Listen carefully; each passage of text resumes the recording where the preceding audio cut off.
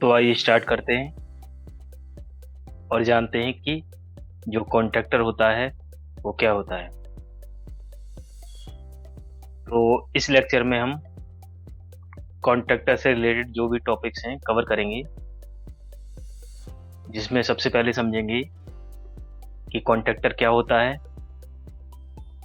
उसके बाद जानेंगे जो कॉन्ट्रैक्टर के टर्मिनल्स होते हैं कितने टाइप्स के होते हैं और किस तरह से उनकी वायरिंग करते हैं। उसके बाद कॉन्ट्रैक्टर के वर्किंग प्रिंसिपल के बारे में समझेंगे।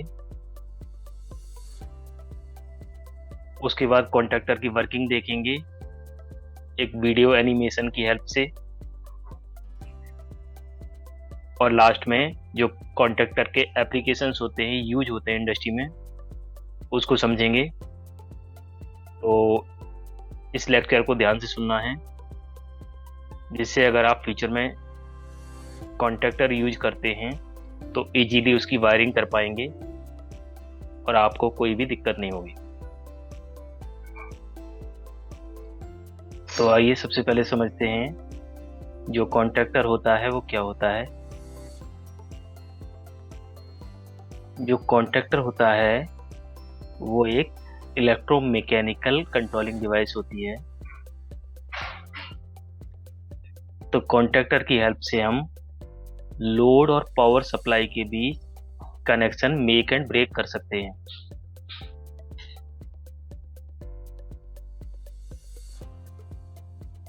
ये कॉन्ट्रैक्टर की फोटो है। इसके अलावा जो कॉन्ट्रैक्टर होता है उसकी जो वर्किंग होती है रिले के जैसी होती है, लेकिन जो कॉन्ट्रैक्टर होता है वो हायर करंट एप्लीकेशन के लिए यूज किया जाता है।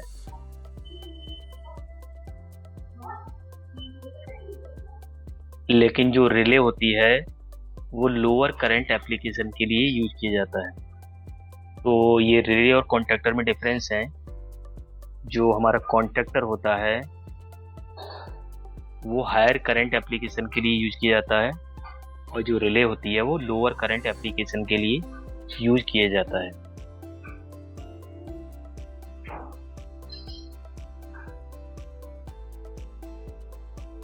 Terminal details. तो आइए अब समझते हैं जो कॉन्ट्रैक्टर के टर्मिनल्स होते हैं कितने टाइप के होते हैं। तो कॉन्ट्रैक्टर के जो टर्मिनल्स होते हैं वो 3 टाइप के होते हैं, जिसमें पहला है कॉइल टर्मिनल्स।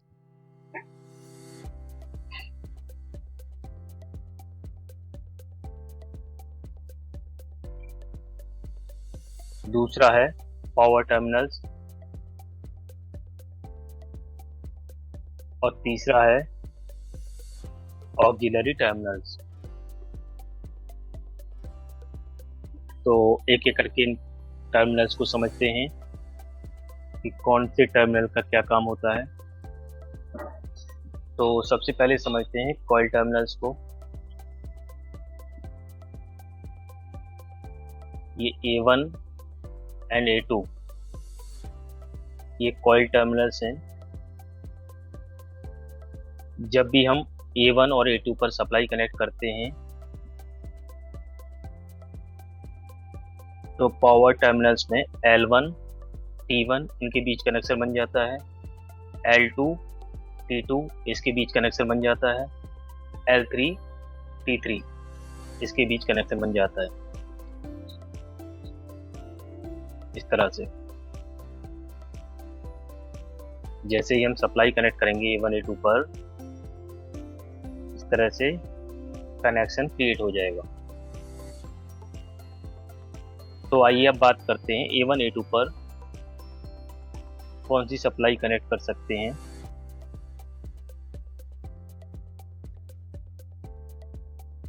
जो A1 A2 होते हैं उस पर हम AC और DC सप्लाई कनेक्ट कर सकते हैं। डिपेंड करता है हमारा जो कॉन्ट्रैक्टर है उसकी कॉइल AC है या DC। तो अगर कॉन्ट्रैक्टर की कॉइल AC है उस केस में हम यहाँ पर 220 वोल्ट एसी दे सकते हैं। और अगर कॉन्टैक्टर की कॉइल डीसी है तो यहाँ पर 24 वोल्ट डीसी दे सकते हैं।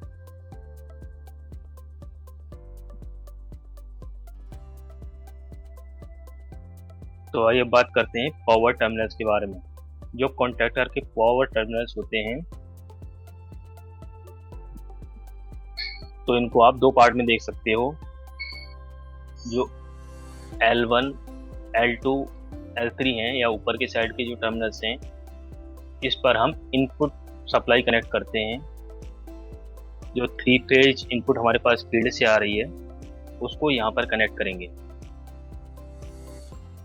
और नीचे के साइड के जो टर्मिनल्स हैं T1, T2, T3, इस पर हम लोड कनेक्ट करेंगे। वो 3 फेज लोड हो सकता है। सपोज हमारे पास 3 फेज इंडक्शन मोटर है,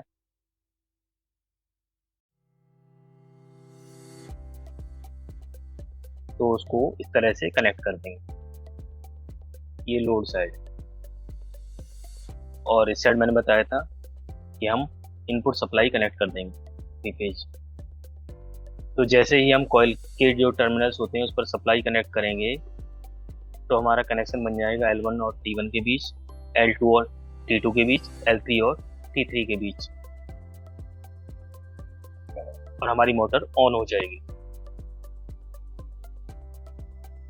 तो आइए बात करते हैं ऑक्सिलरी टर्मिनल्स के बारे में। जो ऑक्सिलरी टर्मिनल्स होते हैं वो कॉन्टैक्टर के ऑन या ऑफ होने की इंफॉर्मेशन हमको देते हैं। इनको फीडबैक टर्मिनल्स भी कहते हैं।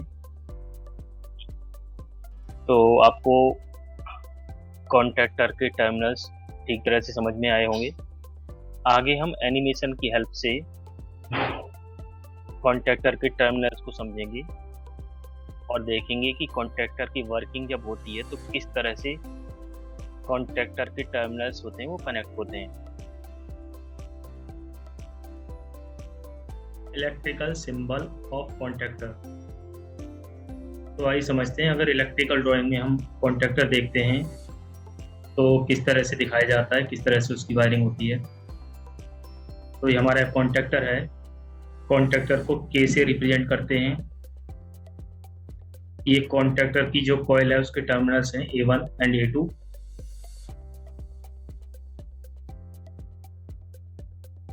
ये जो 3 टर्मिनल्स हैं L1, L2, L3, इस पर इनपुट सप्लाई कनेक्ट करते हैं। T1, T2, T3, इस पर लोड कनेक्ट करते हैं। और साइड से ये NO-NC कॉन्टैक्ट का पेयर है। यहाँ से हम कॉन्टैक्टर के ऑन या ऑफ होने का फीडबैक ले सकते हैं। तो आइए बात करते हैं टेक्निकल स्पेसिफिकेशंस के बारे में। तो यहाँ पर जो कॉन्टैक्टर दिखाया गया है उसमें आप देख रहे होंगे एक साइड से लेबल लगा हुआ है। ये जो लेबल होता है इस पर कॉन्टैक्टर के बारे में इंफॉर्मेशंस रहती हैं, जैसे कॉन्टैक्टर की कंपनी कौन सी है, कॉन्टैक्टर का मॉडल नंबर क्या है, कॉन्टैक्टर से जो सप्लाई पास करेंगे वो कितने वोल्ट की हो सकती है, और जो लोड कनेक्ट करेंगे वो मैक्सिमम कितने एम्पियर का होना चाहिए। ये सारी इंफॉर्मेशन आपको साइड वाले लेवल पर मिल जाएगी। इसके अलावा आप डिटेल में कॉन्टैक्टर को जानना चाहते हैं और भी उसकी इंफॉर्मेशंस के बारे में, तो आप जो मॉडल नंबर है कॉन्टैक्टर का उसको गूगल पर सर्च कर सकते हैं और इसकी डेटा शीट डाउनलोड कर सकते हैं। इसका यूजर मैनुअल या डेटा शीट डाउनलोड करेंगे तो उसमें ये सारी इंफॉर्मेशन आपको डिटेल में मिल जाएगी कि जो कॉन्टैक्टर है वो कौन सी कंपनी का है, कॉन्टैक्टर का टाइप क्या है, 3 पोल है, कॉन्टैक्ट कॉन्फ़िगरेशन, जो कॉन्टैक्ट हैं इसके एरो टाइप के हैं 3 pole, auxiliary contacts NO plus NC दोनों हैं, कंट्रोल वोल्टेज यानी वो वोल्टेज जो इसकी कॉइल पर देनी है वो 230 वोल्ट AC होनी चाहिए। मैक्सिमम ऑपरेटिंग करंट जो आप लोड कनेक्ट करेंगे इस कॉन्टैक्टर से वो 9 एम्पियर तक का हो सकता है मैक्सिमम। तो जब भी आपको कॉन्ट्रैक्टर सिलेक्ट करना है तो आपको ये भी देखना है कि हमारा लोड कितने एम्पियर का है, तो उसी के अकॉर्डिंग आपको कॉन्ट्रैक्टर सिलेक्ट करना है। यहाँ पर माउंटिंग बताई गई है। अगर आप इस कॉन्ट्रैक्टर को लगाते हैं तो जो आपका पैनल रहेगा उसमें माउंटिंग किस तरह की होनी चाहिए। ये कॉन्ट्रैक्टर की सीरीज है और जो टर्मिनल्स हैं वो कैसे होंगे, स्क्रू बेस्ड होंगे, ये बताया गया है। ये इसका टेम्परेचर बताया गया, ऑपरेटिंग टेम्परेचर। ये इसकी चौड़ाई है, ये इसकी हाइट है, ये आईपी रेटिंग 20 है इसकी, और जो मैक्सिमम पावर जहाँ पर आप लगा सकते हो कॉन्ट्रैक्टर 4 किलोवाट तक का एप्लीकेशन होना चाहिए। तो आप समझ गए होंगे, अगर आपके पास कोई कॉन्ट्रैक्टर है उसकी इंफॉर्मेशन को कैसे देख सकते हैं, डेटा को कैसे देख सकते हैं, या फिर कोई कॉन्ट्रैक्टर आपको एप्लीकेशन में यूज करना है तो उसको किस तरह से सिलेक्ट करना है, ये भी सीख गए होंगे।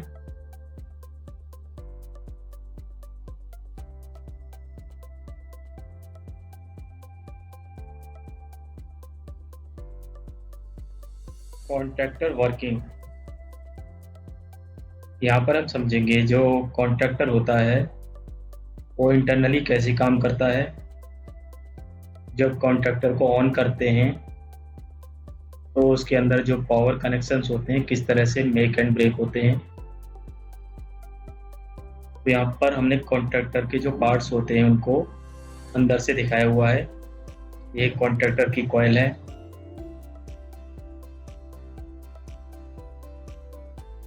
इसको जब हम सप्लाई देंगे इस पुश बटन की हेल्प से तो ये जो मूवेबल पार्ट है मैग्नेटिक फील्ड बनने से नीचे की तरफ मूव करेगा और L1 T1 के साथ इस तरह से कनेक्ट हो जाएगा, L2 T2 के साथ कनेक्ट हो जाएगा, L3 T3 के साथ कनेक्ट हो जाएगा। इस तरह से जो हम 3 फेज एसी सप्लाई देंगे वो मोटर तक पहुंच जाएगी और मोटर रन करेगी। साथ में ही जो ऑक्सिलरी कॉन्टैक्ट्स हैं इसके NONC, इनकी भी पोजीशन चेंज होगी, जिससे जैसा फीडबैक आपको चाहिए वो ले सकते हो। तो आइए अब पुश बटन को प्रेस करेंगे और आप देखेंगे किस तरह से कॉन्ट्रैक्टर वर्क कर रहा है। तो देखिए, जैसे ही हमने पुश बटन को प्रेस किया कॉइल को सप्लाई मिल गई सिंगल फेज और L1 T1 के साथ कनेक्ट हो गया, L2 T2 के साथ कनेक्ट हो गया, L3 T3 के साथ, जिससे हमारी जो इनपुट सप्लाई है 3 फेज वो मोटर तक पहुंच गई। साथ में ही जो NONC पेयर है ऑक्सिलरी कॉन्टैक्ट्स के, उनकी भी पोजीशन चेंज हुई। जो लैंप पहले ऑन थी वो ऑफ हो गई, जो ऑफ थी वो ऑन हो गई, क्योंकि NONC की पोजीशन चेंज हुई है। अब मैं बटन को बार बार ऑन ऑफ कर रहा हूं, जिससे आप देख पाएंगे किस तरह से वर्किंग हो रही है। ये कॉइल की सप्लाई को मैं ऑन ऑफ कर रहा हूं।